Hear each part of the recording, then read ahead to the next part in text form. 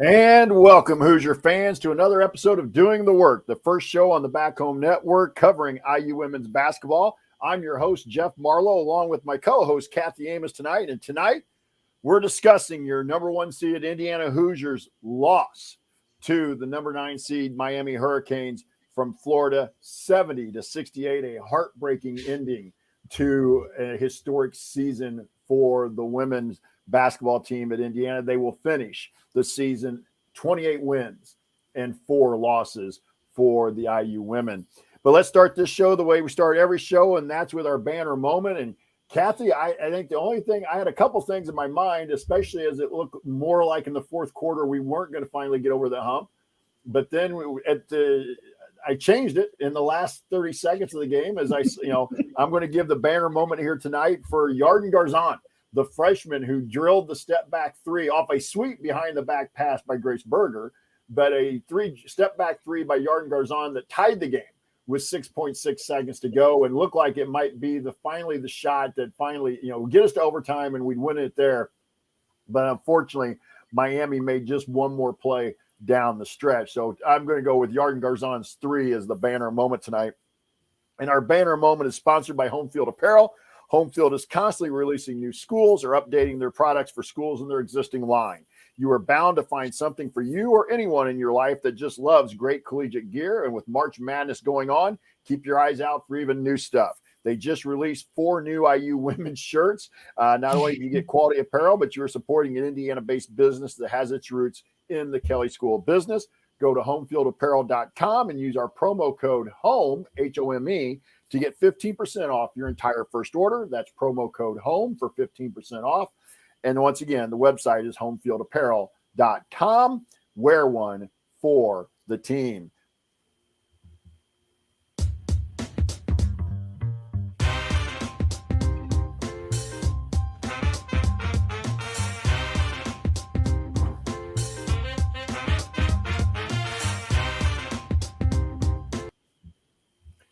And we're going to throw it over to my co-host, Kathy Amos, for the Amos angle and her initial thoughts after this.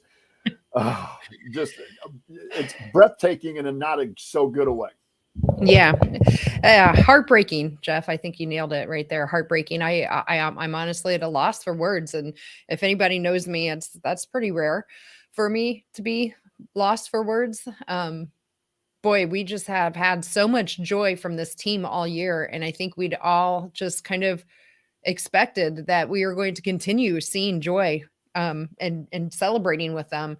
It's such a shock to the system, right? I mean, we had that devastating loss, not devastating. This was a devastating loss. We had the loss in the Big Ten tournament where they just had that collapse in the second half. We had the last second buzzer beater from, the Clark guys in Iowa City. And then, now this, and it just seems like we had such a beautiful, wonderful season with them, and we're ending on a note of yet another last second shot from yet another Miami team within 24 hours. It's just devastating. I think, it's hard as a fan, we get so attached to these players. I feel so awful for Grace Berger, right? And this was her last game now as a collegiate player, her last game on at Assembly Hall. And it's just hard. It's hard to watch it. It's hard to see, players we've been with now for 3-4 years. And we welcome them into our lives. And, if people have things that, and a lot of times people are like, it's just basketball. It's just a sport. And I think anybody that's in our private community knows that it's a lot more than that. It's a lot more than that to the fans and obviously to the players, right? You could see the emotions on their eyes, but it gives us an outlet and it gives us a way to bond together. And so it's hard, and you feel that with all these players, right? When you get a loss like this. So sorry, I've had a lot going on personally too. So this has been a wonderful outlet for my husband and I as well. So it's hard. Not expecting it to have come to an end so abruptly the way that it did. So I won't forget anything or take any joy away from this team that they've given to us, I think, this year. It's not going to end the way we wanted it to, especially for Grace. But, we got to also remember the positives. And there were a lot of positives. I mean, this is only our 4th loss this year. You got to remember all of that and not let this cloud these last few games here, starting with the Iowa game. We can't let that cloud our memory of this team, because they have been absolutely the best team we've ever been able to watch with Indiana basketball. And we got to remember, looking forward to next year, we get everybody back except for Grace, and that's also a wonderful thing to be able to look forward to. And this is something I think they'll learn and grow from. And I think we'll see that on the program from both the players and the coaches next year when we see them, step onto the court again next November. So sorry, get a little upset. Is just really hard. I think it's hard for everyone. We got a lot of people watching right now, and I'm sure a lot of people are feeling the same way as me. So super, super happy and still proud of this team. Boy, that fight in that second half was just wonderful to see them come back and try to, punch their way back into that game after a rough first half. So we'll talk it through, and I'm sure we'll hopefully feel a little better by the end of it. And let's not forget Alyssa Geary is going to had played her final game in That's right. Indiana Yes. jersey as well. So from that standpoint, but normally we kind of talk about the as expected or the surprises here. But as I told Kathy before we went on the air, I'm going to change it up a little bit tonight, not just because of the loss, but just because we got into the NCAA tournament. It seemed like we're being redundant with some of the things we talked about, but I'm going to throw it to Kathy first. Just Kathy, give me what, kind of just one theme that you thought came out of this game tonight. I mean, that you saw as you were watching. The theme for me is I would hope no one out there, whether it's a fan of ours or a fan of Miami, ever questions any toughness really from either team, because, Miami came out in that first half and they were physical from the get-go, and Indiana answered it, right? Like, I know it wasn't a great first half, but there was one thing I never thought was lacking from this team, and that was effort and grit.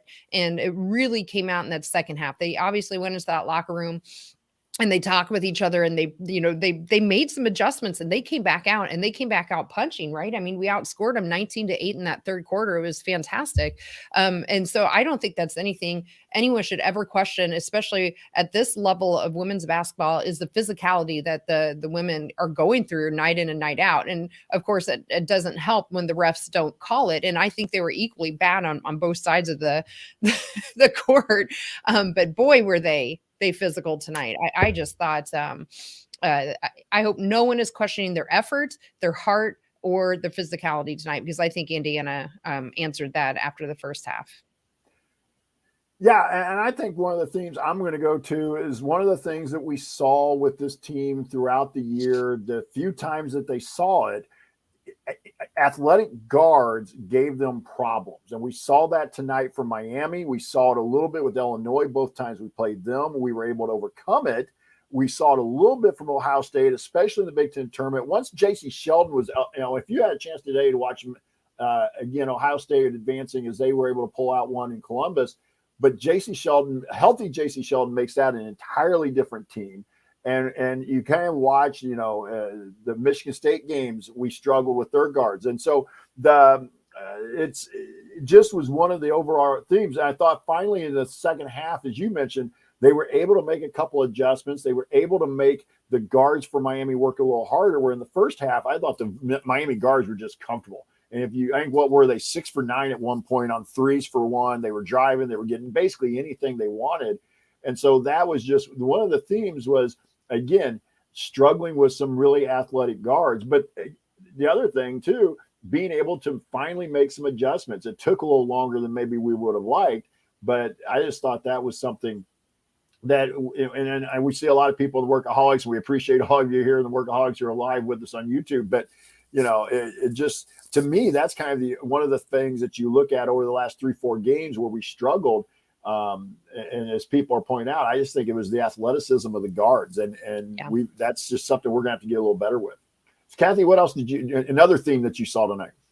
Yeah, I think it's also important for everyone to understand the context too of what we were playing with, because I don't think we were playing with our full 100% players, and I think that's important because we haven't been a hugely deep team this year either, right? Like we definitely have played 6 with some very consistent double-digit minutes, and of those 6, 2 of them I think were not at 100%. We know that Mackenzie had already sat out on Saturday, banging up her knee in the Michigan State game in the Big Ten tournament.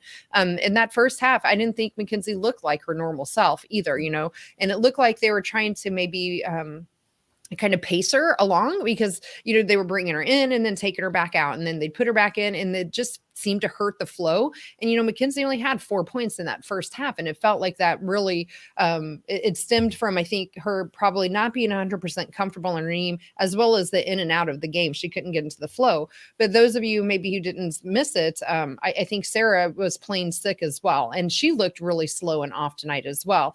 And so as much as we want to say no excuses, I think those are factors that we have to understand that actually provide us some additional context to the game, because after that, our bench drops off significantly after Sarah. We had Lily Meister came in and gave us some good minutes where she could. They even tried Ariel Wisney at the beginning in that first half, and it just wasn't quite working. And then I don't know that we saw hardly anyone else off the bench, and that was it. So we only played basically, 7 players. So not counting Ariel Wisney. So I think that's tough. We were playing banged up or sick.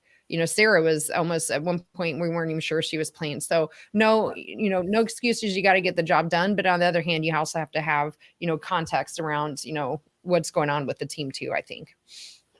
Yeah. And I think one of the other themes that as we watched, and I'm going to kind of build off of the one you talked about there, was I think at halftime, Mac just had to make a decision. And I think I'm not saying she was not in pain. I think she had to figure out a way to play through the pain or just ignore it, whatever phrase you wanted to, because it was now or never. The off season was going to come if you didn't win this game anyway. So the only way they were going to win it was with Mac playing close to what we expected from Mackenzie Holmes. And I believe she ended up with 18 points in the second half. Yeah, because in the first half, I remember texting you, she was 2 for 9. She had 4. She was 2 for 9 in the first half, so she was 8 for 10 in the second half. And again, just that theme that when we have been able to play well, it's been able because, and I will say this, it was a lot of Grace Berger feeding Mackenzie Holmes in the post, and Grace being able to create and draw and be able to get the ball to Mackenzie. And that's one of the things I think is going to be asked in the offseason quite a bit is down the stretch, the last 3-4 possessions, or at least the last couple of possessions, Mac didn't get a touch. Now, I think Miami did a pretty good job of taking her away, but you also, I think, maybe a couple of them we went a little quick as well. You can make that argument. Those will all be things that get discussed in the offseason, and that happens after a loss like this. But I thought just, again, Mackenzie Holmes showing why she was voted to be a first-team All-American with the way she played tonight, especially in the second half. Kathy, I'll go back to you. I've still got at least one more theme I want to talk about, so I'll throw it back to you. Yeah, I think the other one for me is just the shooting, especially in the first half. Boy, we just could not, we couldn't find the bottom of the basket for sure. And I get, again, for those of you who don't know, maybe Miami's actually one of the top 3-point defending teams, and we really showed it tonight. In the first half, what were we, 1 of 8, and we ended up only 5 of 15, and those were with Garzon hitting those 3 late. And by the way, congratulations to Yarden Garzon for what it's worth. She did break the freshman record for most made 3s, so with her 3-pointers tonight. So that she was kind of non-existent until those 3s there in that late in that fourth quarter. So it was good to see her step up and have that ice in her veins to say, I haven't played my best game, but when we needed her, she showed up and almost got us into overtime there. But just overall, I didn't think our shooting was on point tonight. And we saw it again at the end where Chloe missed the layup and Grace missed that, pull up jumper in the lane. And I'm not quite sure why, other than hats off, I guess, to Miami's defense as well. But overall, I thought that was definitely a theme I saw. Miami's defense, I thought, was better than our defense tonight. It really hurt us on our shooting. And boy, they just were so much more physical in that first half than us, especially, we just couldn't seem to stop them. What did they ended up shooting 57% in the first half, Miami did, and 67% from 3. We were not fighting through screens. We were really just letting them handle us down low. And so I think that first half in particular just was such a big hole and mountain for us to climb. It was just too hard in that second half. Yeah, and just kind of also that first half, we really made a decision. I think this is one that I would have to. I'd love to be able to know a little bit more about what the decision-making process was, but they basically made the decision in the game plan to start that they weren't going to go after the offensive glass. They were going to rotate basically as soon as we shot it. We were rotating everybody back toward the defensive end, basically 5 back. Well, we used to refer to it when I was coaching, we called it 5 back. And I was not a philosophy that I liked very well. I rarely used it, maybe, a few situations here and there, but they were so worried on their game plan, and their scout was so worried about transition that they were willing to give up defensive rebounds to allow Miami to have defensive rebounds with really no contesting at all. I will say this. I kind of piggyback off of your comment about the defense. I thought that showed even down the stretch. Miami basically got what they wanted down those last 2-3 possessions. They were able to post up, and unfortunately, they were posting up Grace. Right. Harden was getting a good post up, and we didn't really make didn't maybe have time or weren't able to make the adjustment there on that in the last couple of possessions. And Grace was the one who got pinned inside and allowed, got Harden to the ball, was able to get the ball into the paint and unfortunately make the shot. The other thing the theme I had was I felt like we never could get the lead. I just kept thinking if we could get the lead, we'll finally get them, where, we got tied. We tied, it was tied 5 times, but we never got the lead, never let it all tonight from the get-go. And I always felt like that was my theme that I wanted to talk about, was I just felt like that changed it, because if you could have got the lead after Miami had led for so long and been in control for the game, you really got to feel like they would have felt a little bit more pressure. There's a huge difference, at least when I felt this when I was coaching, that tied is better than being behind. And especially after you've been leading. And I once heard Bob Knight say this, and I'm not sure when and where he said. I just remember him talking about it one time, that they were asking him why he didn't take a timeout in a situation where a team was making a run on him, and he said, "Well, we never gave up the lead. We may have let them tie it a couple times, but we never gave up the lead." And I felt like we were still in control, and that kind of became my philosophy as I was coaching. That as long as we were able to keep a lead or tied, I felt like we were in pretty good shape, and I think that's what Miami felt like. Whereas had they got behind by 1 or 2 points, I think the pressure would have really turned on them. And that might've really, taken it down a different path in that last 2-3 minutes, but we just never could get over that hump as well. So do you have anything else you want to talk about here before we hit the numbers? Well, I don't know if it's the theme per se, but I'm just kind of curious what your thoughts are on kind of again, I think Coach Morin and her staff are fantastic coaches. So, and I've never coached, so I'm just asking your opinion.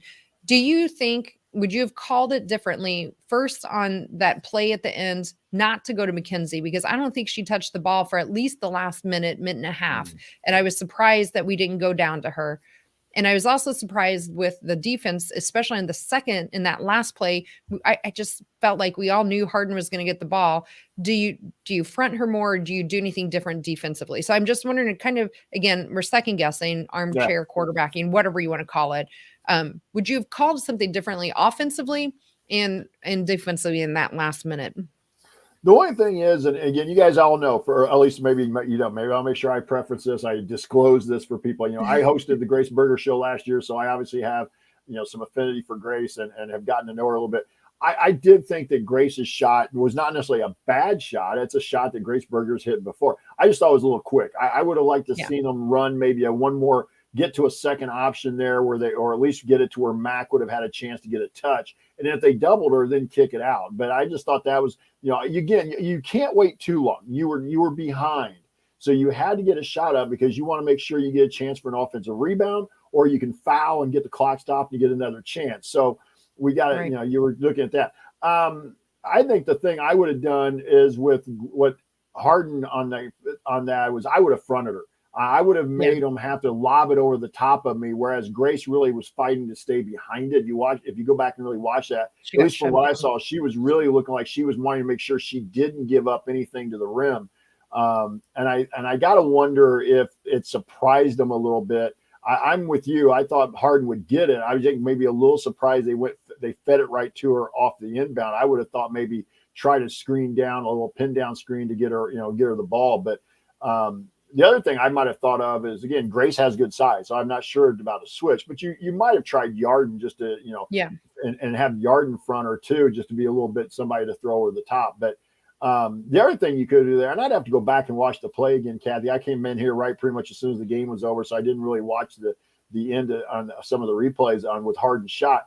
But how much pressure did we put on the sideline on the pass? I'd like to know. That'd be one thing maybe you might have done a little differently too, is you make that pass a little tougher to go inside. Make sure you're forcing it out toward the timeline. Those are the only couple of things I think defensively I would have done there. I'm not sure I would have gone zone. You might have tried it, but Miami was shooting the ball so well, throughout the game. They weren't late, but I sure as heck didn't want to get beat on a 3-ball either. So you're kind of picking your poison there. What about you? Right. And so, that's that. So anything else you want to talk about? I mean, it's easy now that we saw how no. And it's easy for us to sit here and second guess, right? I mean, the play played out the way it was going to be or how it is. And so, of course, now that we saw how it played out, we can always say, oh, well, we should have done this. Well, of course, we can say that now. We know how it ended. So a little easier for us. No, I think that those are some of the main themes. I just thought we needed more from some of our role players. I thought, Sarah, I already mentioned, she just, it clearly wasn't herself tonight and not there. And I think, especially after that first half with Mackenzie really struggling, we just needed something more from either Garzon, Sydney, or Chloe Moore McNeil in terms of productivity offensively. And we finally got it from Yarden, but it was maybe a little late. We ended up with only 3 players in double digits, which is pretty unusual for us. We were, again, it was 68 points, which isn't bad, but it's definitely well under our average offensively for sure. Yeah, and I think that's something we texted about, that in games like this, your stars usually play decent or well, and it's the supporting cast that makes the difference. And up until the fourth quarter, Yarden, I think, was still scoreless or maybe had 2 points. She was really, really struggling offensively. There was I think it might have been the third quarter where she had a ball that was kicked out to her, and I thought passed up an open shot and tried to dribble into the lane and lost the handle into a turnover.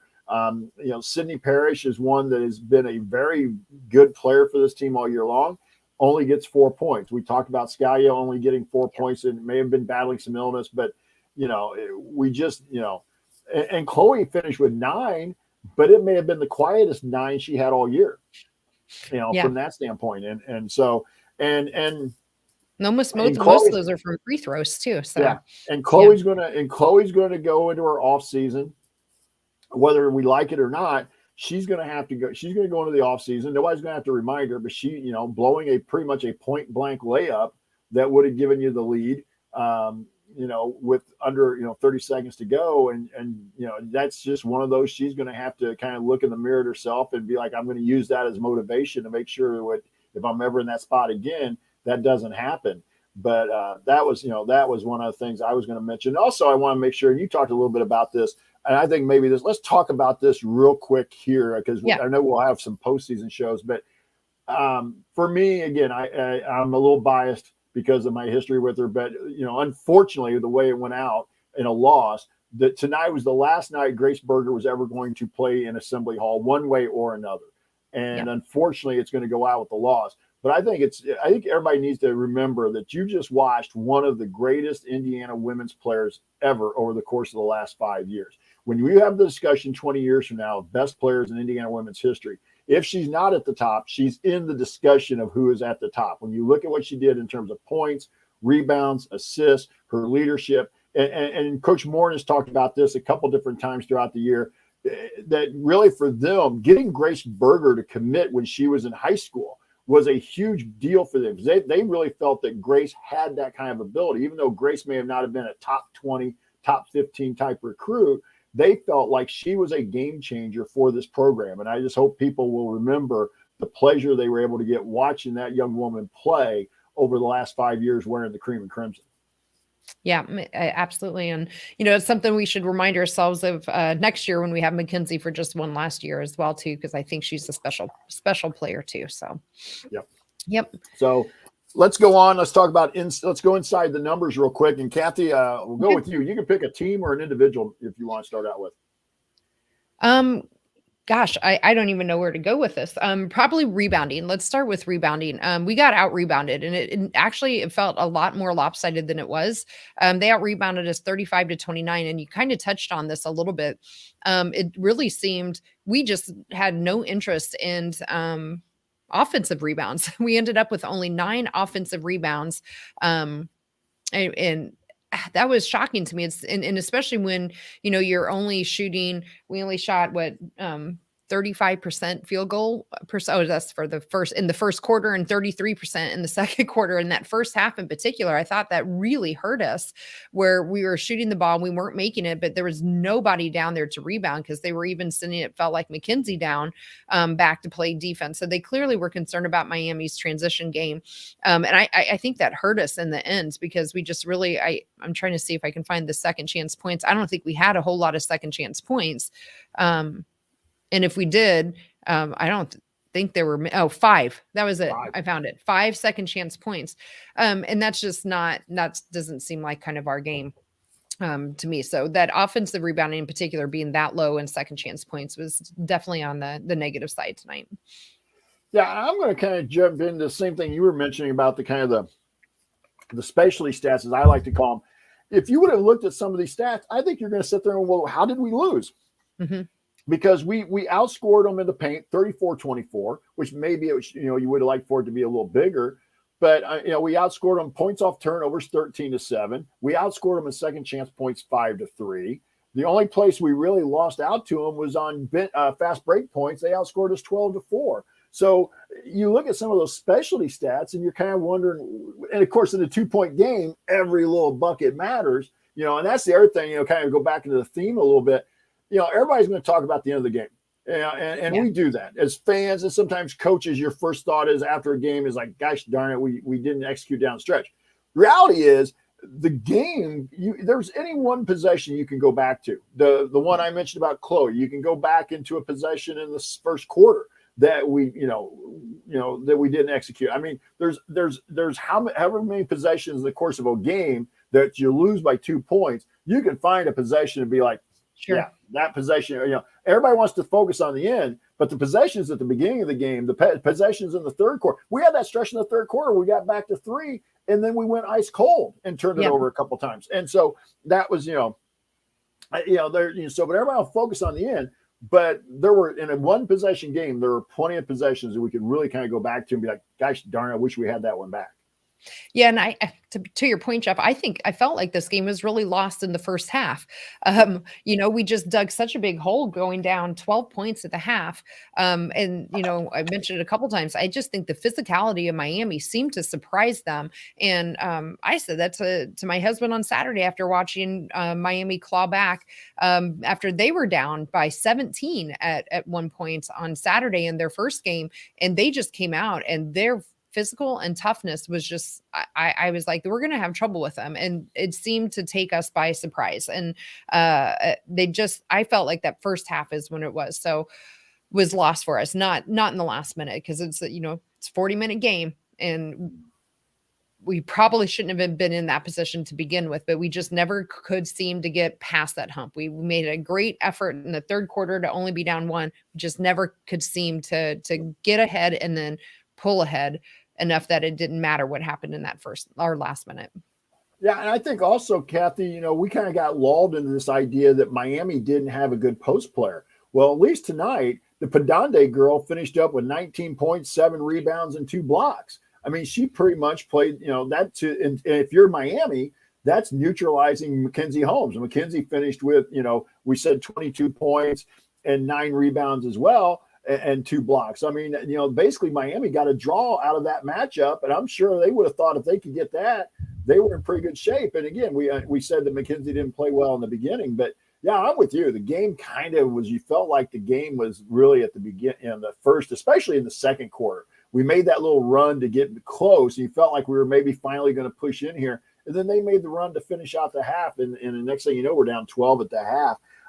I will say this, a stat I was looking at was only 7 turnovers against a team that applies some decent pressure, whether it's full court or half court. We only turned it over 7 times. Yeah. And so Miami normally forces 17.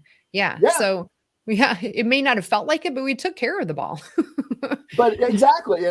But I think you felt like if you would have gone into the game going, if we're only going to turn it over 7 times, you'd like your chances. So that was kind of the other team stat I wanted to point out. I'll throw it back to you about if you got any individuals, or if you want to maybe save them for the, we've talked about some of the individuals already, but you got any other individual stats you want to talk about? Yeah, I'll probably save most of that for later. But, again, like I felt like our assist number was actually pretty good again. Grace again leading us with 6. But Chloe did, was right there with her 4 as well. Someone is asking about free throws. So just for those of you that are listening later, we were 13 of 17 for free throws as well. So so I thought that was okay too. 77% basically. Again, we talked about Yarden. She was just quiet the entire game until that fourth quarter. And then she did end up with 10 points real quick because she made those, 3 3-pointers and 1 of 2 from the line. Otherwise, I just didn't think Garzon had that good of a game. I thought even defensively, she was missing some switches. She was not fighting through some screens. She looked a little lost at times. And I told, again, my husband watches the games with me, and I said, I just feel like she's playing like a freshman tonight. And most of the year, we haven't seen that from Garzon. You mentioned Sydney as well, but I will say real quick, I just felt like the moment may have got to Yarden a little bit, but go ahead. Yeah. So, and then Sydney, again, I just want to kind of mention her because, we had gotten to this point where we're, just getting so much production from Sydney. She was at one point second on the team in scoring. I think she was also second in rebounds, and she ends up with 4 points and only 3 rebounds tonight. And again, it was not something, from one of our more experienced players that I was expecting tonight. I thought that she would show up and show out a little stronger for us. I was actually kind of disappointed in Sydney's play overall. I just think, again, back to our earlier comment, in these types of games, right? You're in the round of 32, you're trying to get to the Sweet 16. You're not playing anymore, the bottom of the Big Ten. These are really good teams, and you need something more from just your 2-star players. You have to have stuff from your role players, and I just didn't think we got enough from them tonight. And again, kind of back into kind of comboing these two, the numbers and the themes a little bit. It just seems like, and we saw this a little bit with the men last night, and I know the discussion was made online on Twitter and a couple other places. I know the guys talked a little bit about it in the AC radio show, or the Assembly Call broadcast last night. It just seems like the Big Ten doesn't have those same type of athletes. Again, Ohio State has some. Illinois has a couple. But Miami had that kind of athleticism at really all 5 spots. And I thought that was a big difference. And Miami was a little above middle of the road team in the ACC, but it just seems like the ACC and the SEC get a different or at least a multitude of athletes, whereas the Big Ten doesn't have that. Yeah, and we're seeing that was this the ACC, at least their 4th, if not 5th team that got into the Sweet 16 this year, right? So I believe at least the 4th. I'm not sure about 5. At least the 4th. Yeah, I'm not sure if they said this would be their 4th or they already had 4. It was one of the two. But anyway, yes, the ACC was a very good conference this year as well. But yeah, the athletes, we just couldn't quite get there. Yeah, I don't really have anything else in terms of team or individual stats I want to talk about right now. How about you? You have others you want to jump in? Let's move on to game balls. Okay.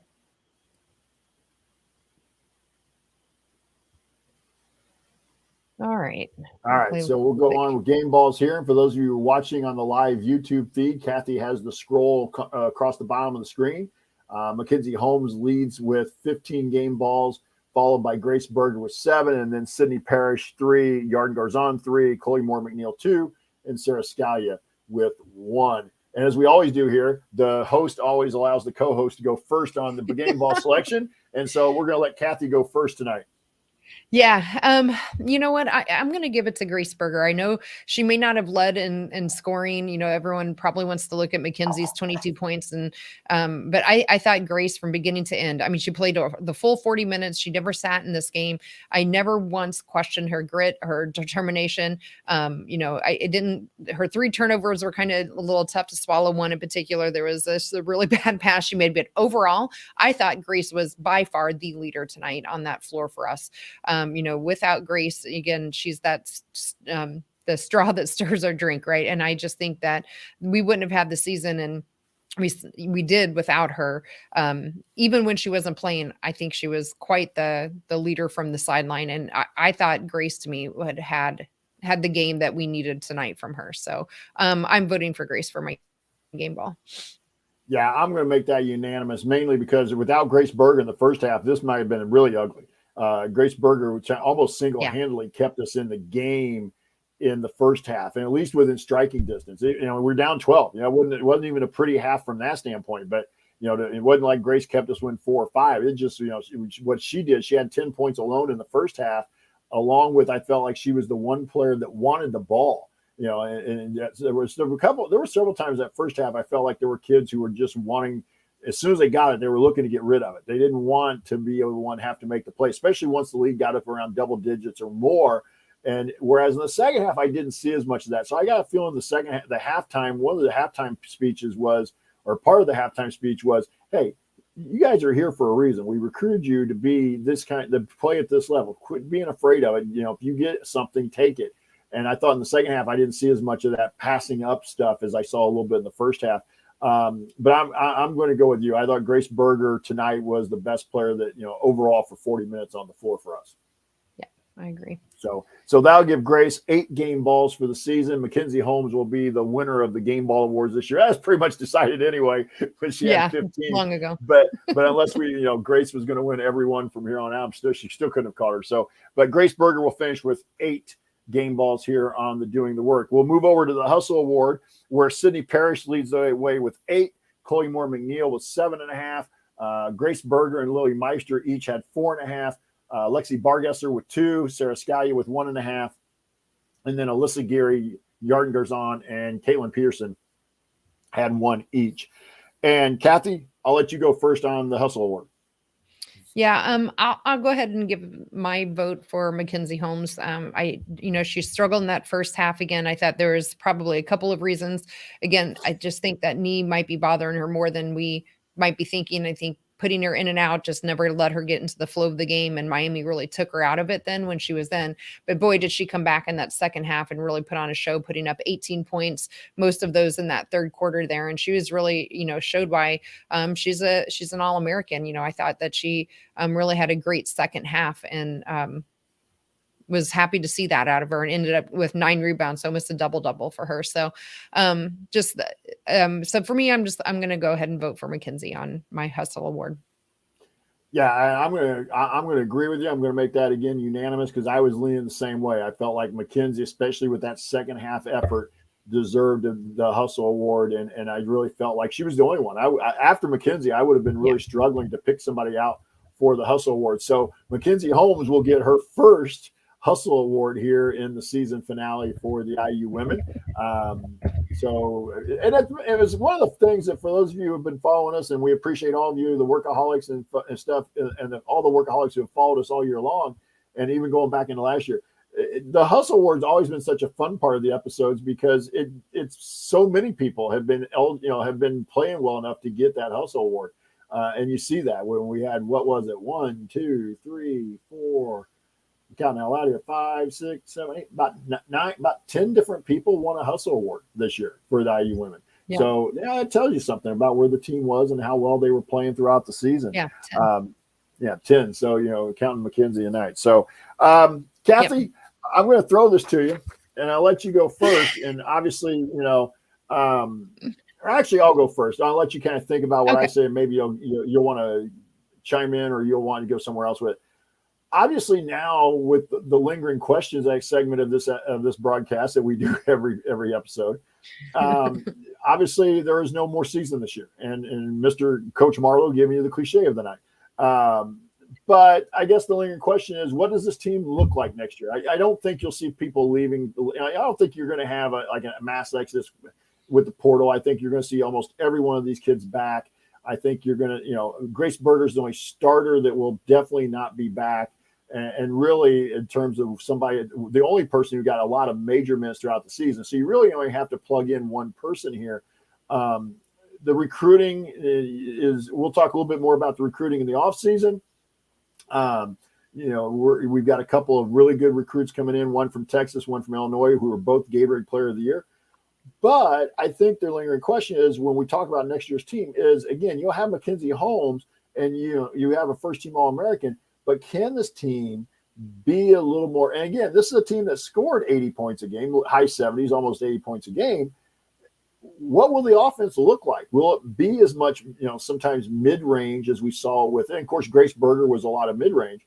So just kind of my lingering question is, what will this offense look like? And defensively, what will we look like next year?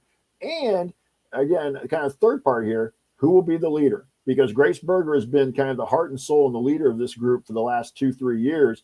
Even when some of those other kids were here, I felt like Grace was the leader, and they were the ones that were going to look to her to make a play. So I'd say that's kind of where my lingering questions are. And again, we're going to answer a lot of those in the offseason as we get ready for 23-24. But yeah, that's kind of where I am, and immediately in the aftermath of going out of the tournament in the second round. Yeah, I think those are all all really good lingering questions, right? I think it's, now we don't have a choice either. We got to turn and focus on, what during the off season, and what is the team going to look like next year? And again, Alyssa Geary and Grace Berger are the only ones we're losing. And to your point, Alyssa Geary, as much as, I enjoyed watching her, she didn't play a whole lot. So the productivity's got to be there to fill Grace. And, back to some of your earlier comments, I think that we struggled with athletic guards. It would be nice to see if we could find some kind of athletic, combo guard in the portal to maybe fill that, other guard position that Grace is leaving behind and get a little more athleticism.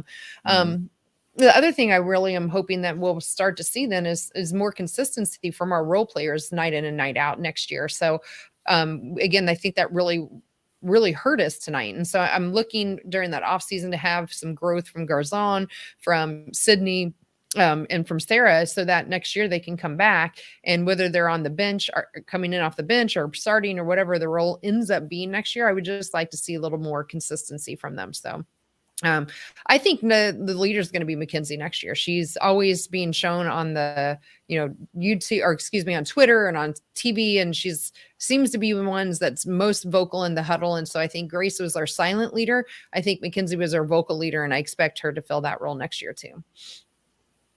Yeah, I think that would at least be what we would think of watching from afar, that Mackenzie will be that person. The other thing too, we talk a little bit about the portal.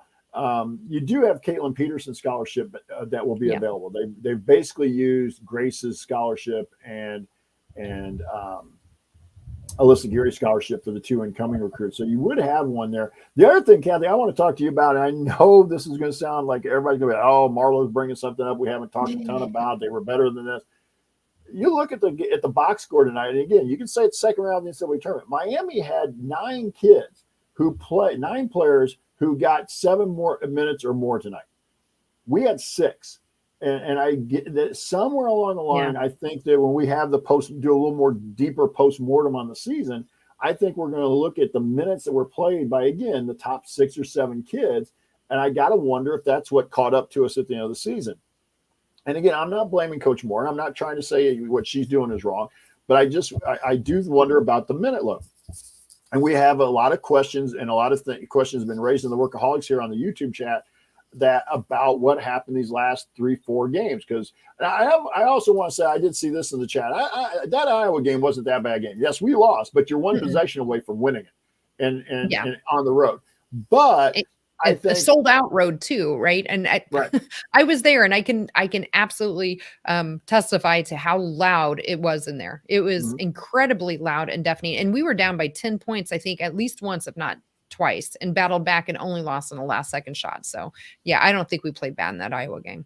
No, but we did not play very well against Michigan State in the first game of the Big Ten tournament. We had the collapse in the second half against Ohio State. and then tonight. So you had 3 of the last 4 that you did kind of struggle in, especially defensively. Especially, because right now, in that first half, Miami was on pace to score 80 for the game. Now we slowed them down a little bit in the second half, but I do think we're going to have to get back to talking about minute load a little bit. And you look like tonight, again, I understand why, but Grace Berger played 40 minutes. Chloe Moore-McNeil played 40 minutes, and so I think those are going to be some lingering questions that I have as we go into the offseason. Are we going to finally be able to develop a bench that we can trust where we can get 8 or 9 deep? Yeah, I agree. I mean, we had, again, 7 players tonight that played.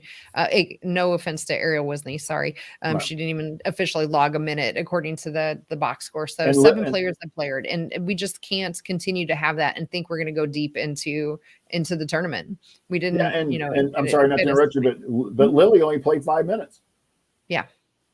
Yeah. Right. So really only 6. And, again, Sarah, she played 18, but she was clearly not feeling well. So, if you got somebody, get banged up a little bit, which we did with Grace, and at the end here with Mackenzie or Sarah being sick or whatever, we just have to have more of a bench next year. And we said that last year. And we thought we were hopeful, right? Because we had, Lexi Bargesser that was getting a lot of time there for a while, and Hannah Sandvik, but it just never seemed to materialize enough that we could get to this point in the season and really, to your point, trust them when the chips are down. So I think that's going to be something the offseason, the coaching staff just absolutely has to address. And whether it's Coach Morin's philosophy of just trusting her, 6, 7 players, or, what it is they have to do to get there, but we have to find a way that we can go more 8 deep when, in meaningful minutes too, not just, 4 or 5 here and there.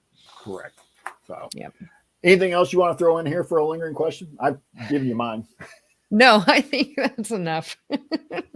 Yeah, again, we're going to have to deal with. We got to have something for postseason shows. Yes. We didn't think we were going to have to be talking about postseason shows anytime soon. So, hey, we want to remind you guys that we're keeping you updated about Hoosier alums. They're playing overseas in the community and on our Twitter feed, and also you can find us on Twitter at Doing the Work. If you just go to Twitter and search Doing the Work, we should be the first thing that comes up. And you can follow us on Twitter at Doing the Work for news and info. You also can check out the Assembly Call community page. We post a lot of information there, whether it's myself or Kathy or even our good friend Ari, who covers the IU women on site a lot of times for us as well, and does some of our production work behind the scenes and help us get things loaded up to the podcast feeds and things like that. So you can find a lot of good information. And obviously with men's basketball and women's basketball being over, Ari especially covers a lot of IU baseball. So you'll be able to find more information about all the IU sports really at the community page.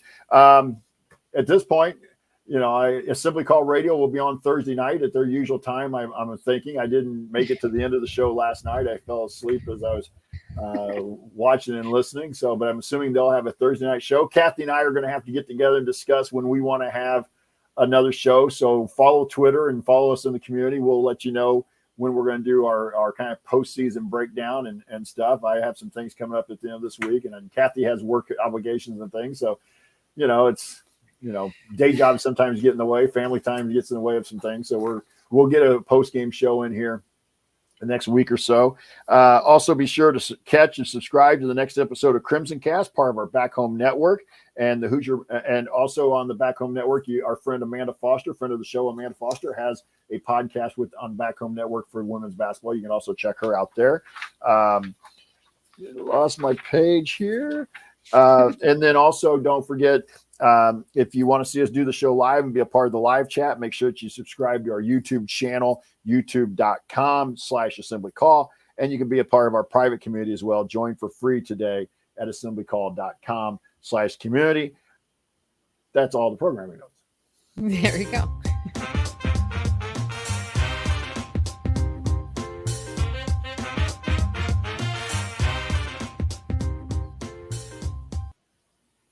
And we're going to swing it over to Kathy for last call. Yeah. I'm just going to, I think I'll re-echo. That's redundant. That's not a word. I'm just going to echo some of my comments from our, when we started the show tonight. I just want to remind everyone this was, yes, it was devastating. It hurts. You can imagine what those women are going through in the locker room together right now. If we feel this bad, they have to feel 100 times more bad. Oh my goodness, my grammar is terrible. It's like they have to feel 100 times worse than us. And we need to remember that. But we need to remember actually the bigger picture here. And that was how well they played throughout the year. Yes, they stumbled here at the end today. I don't think they stumbled down the road. I think that, again, we talked about the Iowa game, losing on a last second shot. They kind of fell apart a little bit in that second half of the Ohio State game. But if you go back and look at the first half of that Ohio State game, they were playing magnificent basketball.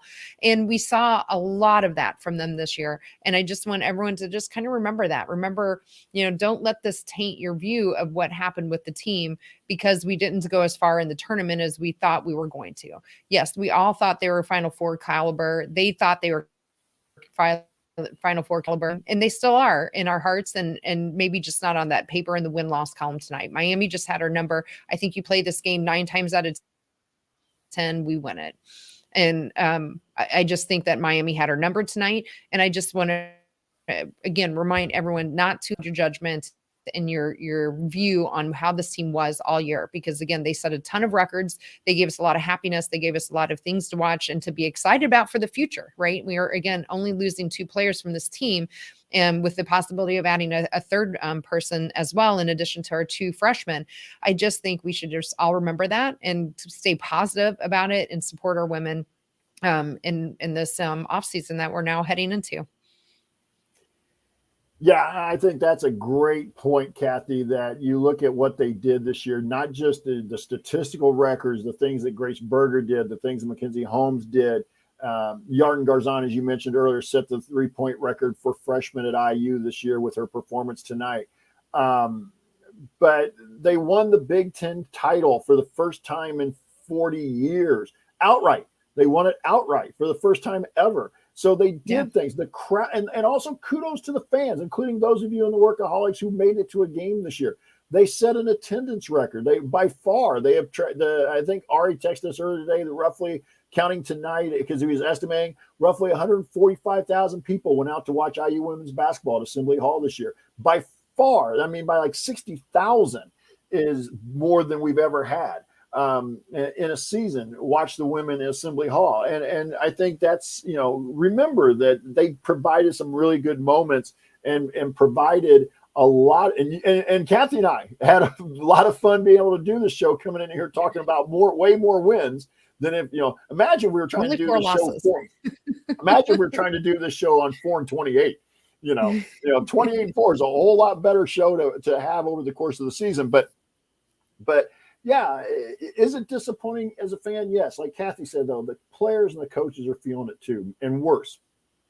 And so just, we just got to remember that, and I know this is going to sound trite, but nobody was playing to lose. Nobody was trying to lose. They were playing their hardest, the best they knew how at the moment.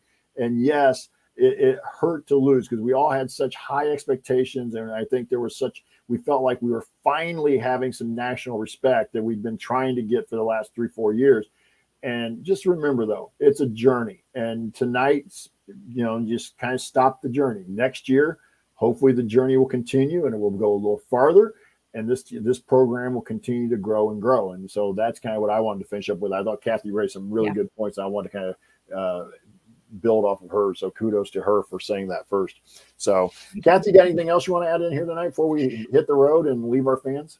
No, just the echo as well, 14,480 people. So thanks to all of those people that showed up, and those are actual butts in the seat, not tickets sold. So appreciate all the fans that showed up tonight, because I don't know how it was in person, but it sounded really loud and very supportive to me. So thanks to everyone there, as well as to anybody who's been still listening to us blabber on tonight or earlier, later, if you're listening to this tomorrow, whenever you're listening. But thanks to everyone. It has been a fun season. Ended way too soon, but a fun season nonetheless.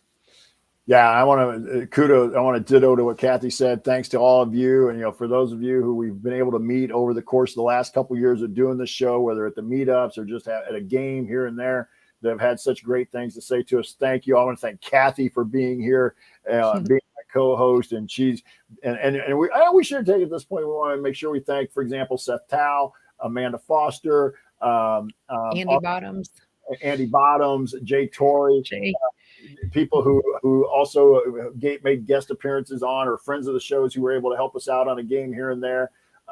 So kudos to all of them. Jared Morris helped us out. Zion Brown. I feel like I'm doing an Academy Award speech here, but again, just, it's just really, again, everybody who makes this possible. And, and sometimes when, you have a conflict and Kathy's able to find somebody, or I'm able to get somebody, it just makes the show so much easier than when you're trying to do it by yourself and such. But we're able to do this because of all of you. And again, I want to thank Kathy and her family for giving her the time to be here, and my family, for being understanding enough to be like, hey, go spend an hour every night after a game talking on the internet about what went wrong, what went right, and things like that. So we also want to thank John Ringer of Rig Design for designing our new logos that you've been seeing all year long. For those of you who've been following us on the YouTube feed, a big thank you to Bob Thompson for our new music that you've heard throughout the season and on this broadcast. And again, thank you guys for listening, whether you're on the YouTube live chat, the YouTube live after the game, or you're listening at your favorite podcast site, Spotify, iTunes, wherever it may be. Keep listening. We'll be back to talk IU hoops again with you soon. And until then, keep your elbows in, your eyes on the rim, and go Hoosiers.